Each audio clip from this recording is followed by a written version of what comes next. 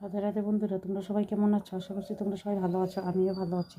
এখন আমি বানাবো হচ্ছে এঁচোড়ের তরকারি। দেখো, তেলটা ঢেলে দিলাম, পরিমাণ মতো তেল দিয়ে আলুটা ভেজে নেব।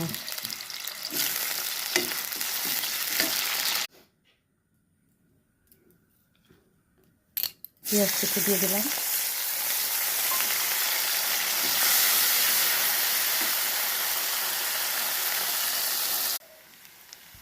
টমেটো কুচি,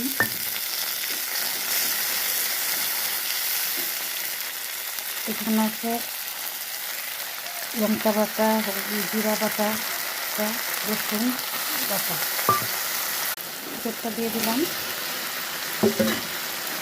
লঙ্কা, নুন, হলুদ। এই যে বন্ধুরা, আমার এঁচোড়ের তরকারি রেডি। তোমাদের যদি ভালো লাগে তাহলে লাইক শেয়ার